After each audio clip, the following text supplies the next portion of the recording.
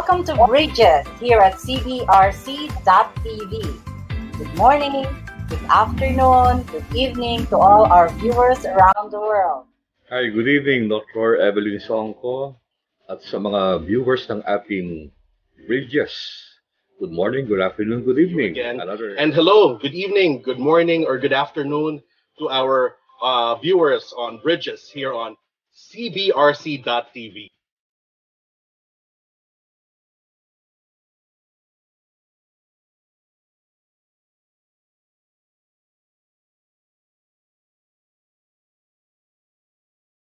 Welcome to Bridges here at cbrc.tv. Good morning, good afternoon, good evening to all our viewers around the world. Hi, good evening, Dr. Evelyn Songko at sa mga viewers ng ating Bridges. Good morning, good afternoon, good evening. Again. And hello, good evening, good morning, or good afternoon to our viewers on Bridges here on cbrc.tv.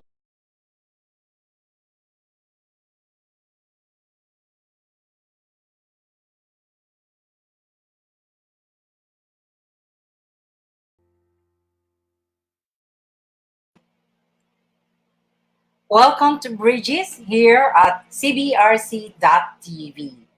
And this is Evelyn Songko. Together with me is Claude Despabiladera, and we are your hosts tonight. So to all of you, our viewers, magandang gabi sa inyong lahat. Good morning or good afternoon kung saan man kayo sa buong mundo. And of course, this show is brought to you by the UST Artlets Alumni Association and the UST Philips Alumni Association. Also, of the UST Alumni Association, Inc., the mother association of all the recognized alumni associations of the university. And definitely would like to thank Dean Henry Tenedero, who is the president of the UST Alumni Association, Inc. Good evening, Claude. How are you? I'm okay. Once again, thank you very much for having me as your co-host. I'm excited about this show. I'm ready to learn a lot more from our guest. Yeah. Alam mo, Claude, ang dami na nating napag-usapan, ha? Tonight, we will continue with our theme on environment, no? Yeah. From vertical garden to solid waste and its effect on climate change, and then from responsible segregation from the source. Ayan, no? May nakashow ngayon, tignan mo. It's projected. Ang tawag dyan ay it's a project which is very beautiful, and I hope our viewers will actually appreciate that. Ang tawag dyan ay trash to cash back. Ang galing, no? When they segregate at source, then they will get some environmental points. Happy ka ba dyan, Claude? Oh yes, ma'am. Talagang it's something that supports what we have been talking about since we started our show in January after we resumed the Christmas break. So it's great that we have that to help us take care of our environment.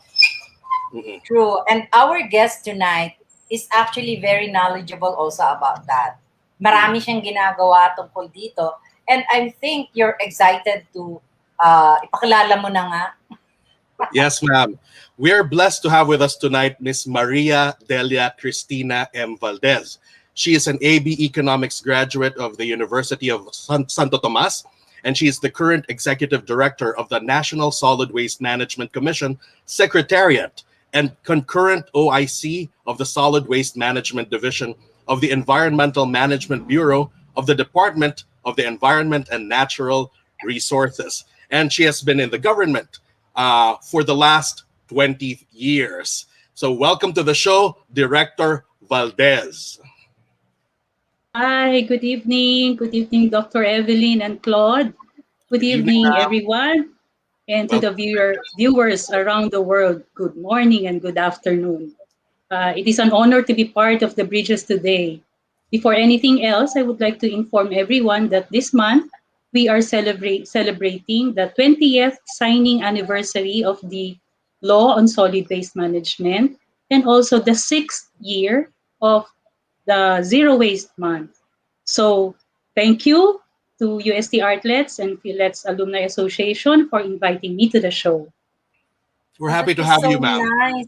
Yeah. Yeah, welcome to the show, Miss Del. No, we're very happy that you are with us. We're so excited to listen to you, and we'd like to know what is the role of your office in terms of the solid waste management. Yes.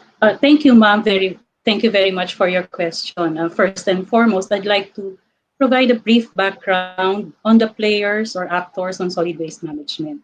First, we have this national policy on solid waste management or yung ating batas sa basura, which we also call as the Republic Act 9003. Basically, it provides the mechanisms on the institutional, the financial, the technical, and enforcement mechanisms for proper waste management.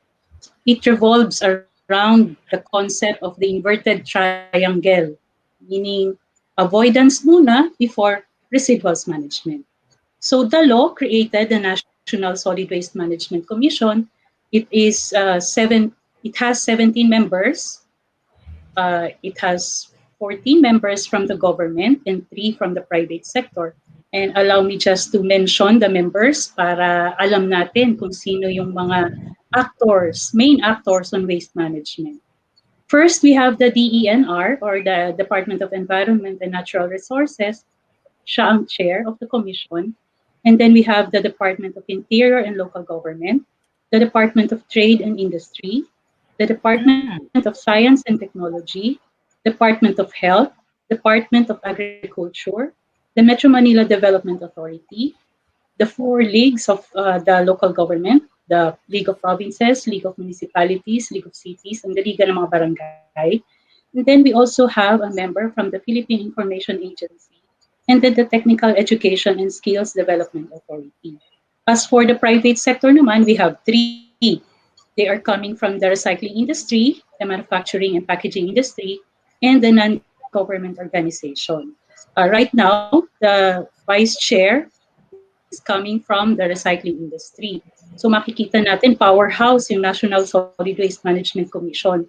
Kung ano yung tulong na kakailanganin in terms of providing services for waste management, nandyan sa National Solid Waste Management Commission. Basically, ang kanyang role is to oversee the implementation of plans and programs on waste management. Nandyan din yung nag-a-approve ng mga plano ng local government units. Challenging po yung kami sa opisina namin mag-review ng mga plano ng local government unit at sila mayor at si Gov ay magpe-present sa members of the National Solid Waste Management Commission for their approval ng plans. And then ang commission din po ang responsible for filing of cases doon sa mga hearing for non-compliant local government units. But as much as possible, ayaw na namin umabot doon sa merong magrereklamo.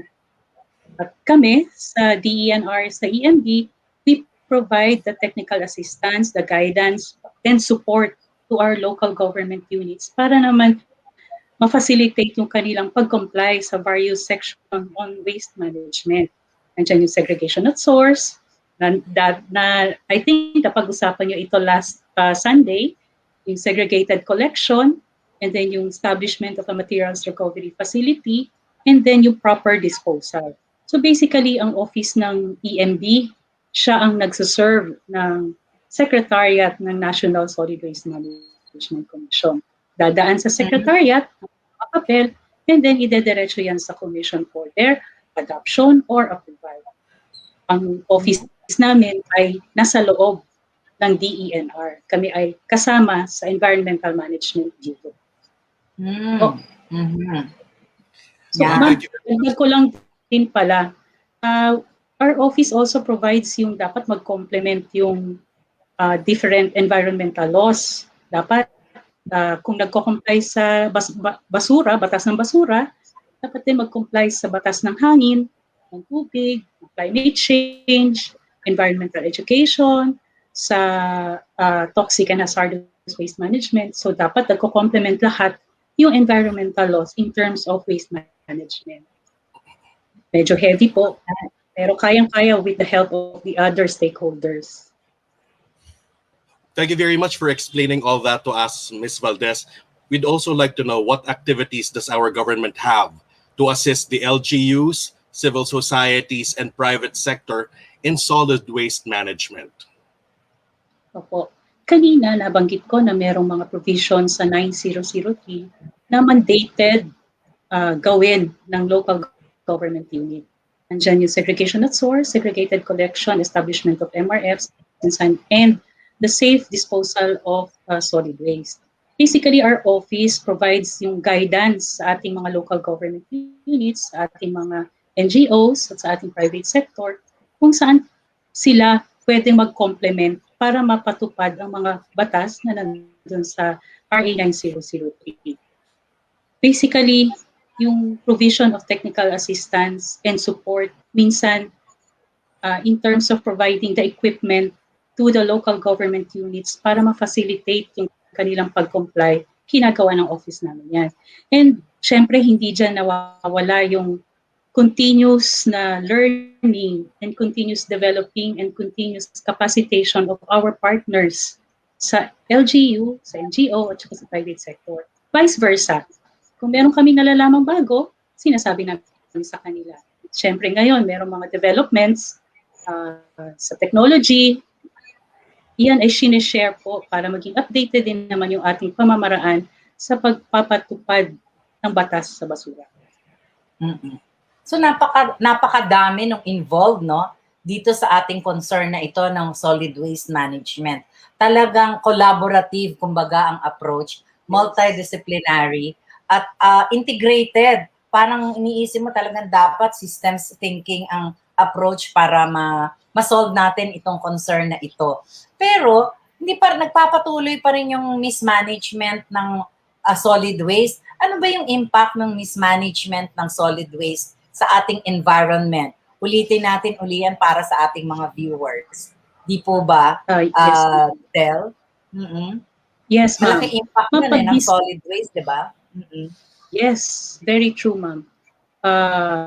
Ang solid waste, pag mismanage siya, meron siyang effect sa ating air, sa ating water, and sa ating land, and of course, sa ating health.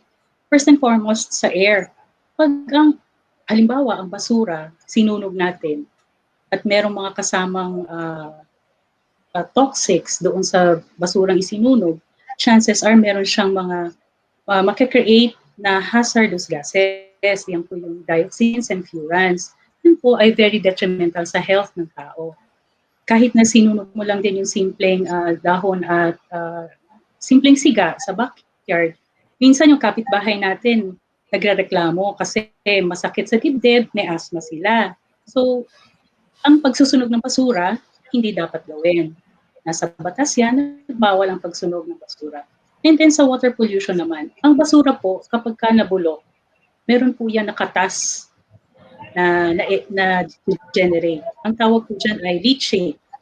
Minsan, in layman's term, ang tawag dyan ay patis ng basura or juice ng basura. Yun po dahil our waste are not segregated and most often than not, they are containing hazardous content, toxic yung leachate na na-generate. And this would pollute our groundwater and ang ating surface water. Dito po yung maapektuhan yung ating pinagkukuhaan ng tubig, yung ating groundwater. Yun po ay delikado sa health. And syempre, kaya tayo naglilinis ngayon ng ating Manila Bay, ng ating mga rivers and creeks. Actually po, hindi lang po Manila Bay ang nililinis ngayon. All over the Philippines, meron pong mga clean-ups sa mga estero, sa mga rivers. Yan po regular activity ng ating government. Hindi lang po ng DNR, nakikipag-partner na rin siya ng iba't ibang agencies para malinis natin yung ating waterways. Kasi malaki ang impact niya sa ating health and of course sa ating environment na hiniram lang natin sa future, sa ating mga future generation, sa ating mga apo at anak. True. Ms. Valdez, which really goes to show we should be more mindful of the consequences of our actions, particularly pagtatapon at pagsasegregate ng ating mga basura kasi maapektuhan rin talaga yung ibang tao, hindi po ba? Yes, true. Tama ka, Claude. Tama At ka. saka, ma'am, napapansin ko rin sa mga paglalakad ko because I walk all around. I love walking long distances. At nakikita ko na sa paligid, ang daming trash na mga face shields and face masks. Ito na po, because of the pandemic, ito po yung kalat na itatapon kung saan-saan. So ano po bang dapat namin gawin para itapon ito ng mabuti? And what should we do, and what guidelines do we have regarding disposing of face masks and face shields? Oo Thank you nga, for your bago yan, question. Claude. Yeah, Bagong napaka-timely. basura. True, ma'am, totoo. Kasi noong mga nakaraang taon, ang opisina namin, ang inaalala ay yung mga biodegradable waste, yung mga kanin, mga fruits and vegetables streaming na hindi nakokolekta, na siya ang namamaho. Actually, 52% of our waste are biodegradable. So kung ang lata ng corned beef, wala nang laman sa loob, hindi mo problema ang lata. Pero kung meron pa siyang corned beef sa loob, chances are mamamaho yon. So hindi mo problema ang lata, ang problema mo ay yung laman ng lata na hindi mo properly dinispose or minanage. So kagaya ng mga nang nabanggit ko kanina, hindi na papag-usapan niya noon. At ang tinitingnan namin ay yung management of biodegradables and recyclables. Pero nung dumating yung ating pandemic last March, parang kinakailangan maglabas ng guidelines ang government patungkol sa pagmamanage ng waste coming from the households na sinasabi nating healthcare waste from the household. So ito po yung kailangan pag hinubad mo, hindi mo siya kailangan hawakan sa harap para hindi mo mahawakan outside part of the mask. At yun ay kailangan mong i-disinfect. Sabi sa guidelines, 1 tablespoon of bleach to 1.5 liters of water. Ibababad mo doon yung mask for 30 minutes. Yun ay process ng disinfection. Meron pong guidelines na nilabas ang National Solid Waste Management Commission, yung resolution number 1364, at DILG also passed memorandum circular on the same issue. So nag-complement yung DILG ordinance, MC, and the NSWMC resolution para mag-guide ang ating local government units. Ang paalala lang po sa lahat, never mix your masks, gloves, and face shields kung i-dispose na doon sa regular waste. Tandaan natin, pinotektahan natin ang sarili natin, protektahan din natin yung ating mga collector. You protect me and I protect you. Yes, ma'am. Yeah, So, kailangan yung mga masks and gloves, naka-separate siya na plastic bag or separate na container pag dinispose natin siya. Huwag nating hayaan mahawakan pa siya ng ating collector. And remember, always remember, you protect me and I also protect you. Oo nga. Never mix it with the regular waste. Gusto dapat sasabihin namin yan sa lahat, no? Sa ating mga kasamahan. Kasi para iisa lang yung paglalagyan nung face shield, face mask na tinatapon natin. Kala natin pwede lang i-mix kahit saan, ano? Naku, kailangan pala medyo gawin nating i-spread natin yung ganyang klaseng practice. Okay. Yes, ma'am. Help us, ma'am. Spread the word. Oo. Claude, you have a question? Yes, ma'am. Meron po ba kayong pwedeng ipakita sa amin na mga activities or mga projects na ginagawa ng office ninyo para sa mga concerns regarding solid waste? Yes, timing, Claude, yung iyong tanong. I would like to show this video.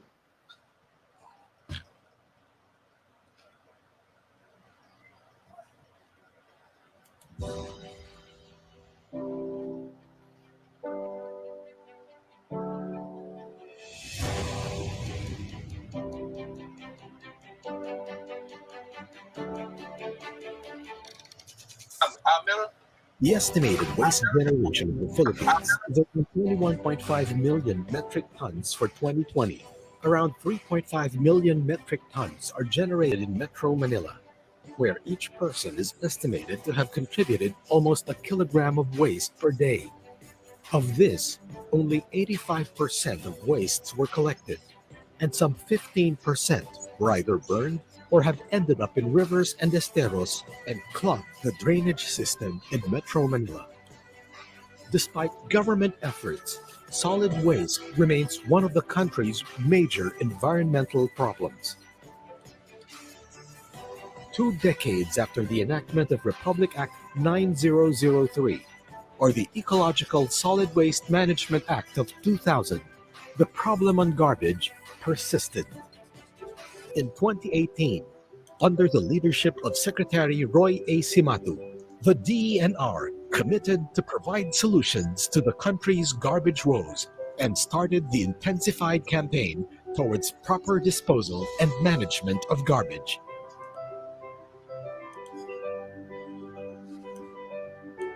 With this commitment, solid waste management in the country started gaining ground. Local government units were obligated to complete their 10-year solid waste management plans to address the garbage problem. The government's National Solid Waste Management Commission Chair, Secretary Roy Cimatu, designated Undersecretary Benny Antiporta as alternate chair of the commission. Since then, partnership with the LGUs has been revolutionized. Consultations and collaborative works were strengthened. Unrelentless technical assistance was provided in the preparation of LGU's solid waste management plans. These plans now contain appropriate strategies on residual, recyclable, biodegradable, and special wastes, including healthcare wastes. With 699 approved 10-year solid waste management plans accomplished from May 2018 to 2020, the National Solid Waste Commission has already approved 1,069 plans out of a total of 1,715 LGUs nationwide, including the Bangsamoro Autonomous Region in Muslim Mindanao. This achievement represents an unprecedented increase in the average output of the NSW Commission in just 1.5 years. Strongly determined to enforce the provisions of Republic Act 9003, the Commission, under the guidance of the Office of the DENR Undersecretary as acting chair, effected the closure of 106 illegal dump sites, including those in Pora, Bacolod, and San Fernando in Pampanga, Limay in Bataan, General Luna in Siargao Island, Calamba in Laguna, and more recently in Tanza, Cavite. To show how serious the Commission is in implementing its mandate, several cases have been filed with the Office of the Ombudsman against erring local executives. Meanwhile, the number of sanitary landfills rose from only 135 in 2017 to 165 in 2018, 187 in 2019, 241 by the end of 2020, and still counting. Yusek Antiporta spearheaded the ban on the use of unnecessary single-use plastics in all government offices through Resolution Number 2020-1363. A succeeding NSWMC Resolution Number 2020-1364, adopting the interim guidelines on the management of COVID-19 related healthcare waste to address the increasing volume of healthcare wastes generated in health facilities. The Commission also issued NSWMC Resolution Number 1380, adopting the guidelines on the Waste Analysis and Characterization Study, WACS, and its related manual. This resolution prescribed the color coding of waste bins or bags according to its classification: green for biodegradables, blue for recyclables, red for household special wastes, and black for residual wastes. The guidelines on WACS serve as the prescribed guide for all government-initiated conduct of WACS and the standard and basis of all 10-year SWM plans submitted to the Commission for approval effective January 2021. Consistently advocating proper waste management led to conceptualization of the pioneering program Pera sa Basura ng Bata, not only to train the youth but also to make them realize that there are incentives in the proper management of wastes. To secure support and cooperation, the first ever public consultation with sanitary landfill operators was conducted, resulting in firmed up, doable solutions on wastes. To provide assistance in waste recycling activities, 5 bio-waste shredders and composters were initially distributed to the LGUs of Pampanga and Bataan. Distribution of 173 bio-waste shredders and composters for LGUs within the Manila Bay region will follow. The persistent and no-nonsense implementation of the law on ecological solid waste is apparent in the changing landscape in terms of management of garbage in the country. With the continuing efforts on solid waste management, a cleaner and healthier environment is certainly not far from reality.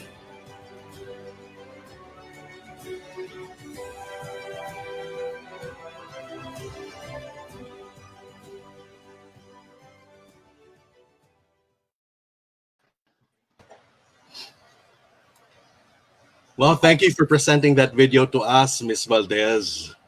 Yeah. It's really very informative. Now we know there are so many things that they have been doing regarding our waste management, and that's particularly by the National Solid Waste Commission.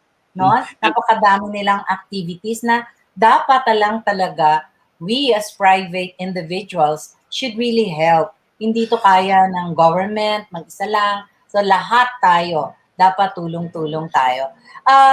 Del, would you like to give us some at least your final message to our viewers? Yes, thank you, Miss Evelyn. Final message, siguro, let's do our share in protecting the environment. Remember, we are all waste generators, and proper waste management starts with us. The government cannot do it alone. We need your commitment, your dedication, and of course, your participation to protect the only earth that we have. And let us protect the only home of our children's children. And again, Miss Evelyn, Claude, the rest of the Bridges staff and crew here in CBRC TV, the UST Artlets and Philips alumni, thank you very much. And thank you also sa audience natin. Thank you very much, everyone. Thank you. Thank you. Thank you so much, Director Valdez, for joining us tonight. And really, we are very happy that you joined us. Thank you very much. This is a very insightful evening, and sana po, no, mabuhay ang advocacy natin sa pagmamahal natin sa ating Mother Earth, no? Okay, thank you so much. Claude, let us now thank others. Alam ko, meron kang gustong pasalamatan, Claude. Oh yes, but before we do so, Ma'am Songko, Director Valdez, we have some messages from our viewers. We would like to read them out to you any moment now. They will appear on the screen. We have, as usual, Ms. Teresita Mir watching. Nice topic. Thank you. Ma'am Ida Tionco, waste mismanagement is hazardous to our air, land, and water, and they also cause hazards to our health. Let us act now to protect our environment and health. Thank you, Ms. Ida. And from Teresita Mir, good idea to spread is separate plastic for disposal of face masks and face shields. Maganda po yung na-share ninyo sa amin. I don't think a lot of people know that. Cheng Li, napakaganda po ng topic. And thank you for watching, Cheng. Nelly de Rosario, who is my co-lector. Very informative. We have Dwight Ramos. Thank you so much. Thank you to you, Director, for talking about the things that you said. And of one, we have Dr. Carl Balita himself. He said, watching meaningful conversation in a pandemic. Correct. Yan. All right. Thank you. So, thank you very much dun sa mga comments. Once again, we would like to thank you, Director Valdez, and also we would like to thank the UST Phillits and Artlets Alumni Association for sponsoring the show tonight. Thank you, Dean Henry Tenedero, President of the UST Artlets Association, and Ms. Mitos Araneta, President of the Philips Alumni Association. Thank you, USTAAI, and Ms. Ida Tionco, Chairman of the USTAAI Academics Committee and President of the UST Nursing Association. And Ma'am Songko, please allow me just very briefly, I'd like to thank you, ma'am, for having me as your guest co-host. Since December up to this month, I learned a lot from you. It's like getting reunited with my former professor. And thanks as well to Miss Marilyn Cano, Ma'am Ida Tionco for the support and guidance, and to the CBRC.TV team, the tech team, Ryan, Algie, Anna, and Marco for teaching me how to go about this. And also, ma'am, since December, I've had this as my backdrop. This is the creation of a UST alumnus, Mr. Aljo Clarino, and former member of the UST men's football team. Thank you, Aljo. I owe you one. That's it, ma'am. And to all our viewers, thank you very much for watching. See you again on Sunday. On Sunday, we will talk again about vertical gardens para mapaganda natin ang ating kapaligiran. Thank you so much. Thank you, everyone, for joining us this evening. Let us put more into our action for Mother Earth. Here on Bridges, we do not build walls. We build connections of learning. We build connections of people. We build knowledge. So good night, everyone. And here at CBRC, we actually have bridges of hope, bridges of faith, bridges of love. Thank you very much. Good night. Enjoy the rest of the evening. Welcome to Bridges here at CBRC.TV. Good morning, good afternoon, good evening to all our viewers around the world. Hi, good evening, Dr. Evelyn Songko at sa mga viewers ng ating Bridges. Good morning, good afternoon, good evening. And hello, good evening, good morning, or good afternoon to our viewers on Bridges here on CBRC.TV.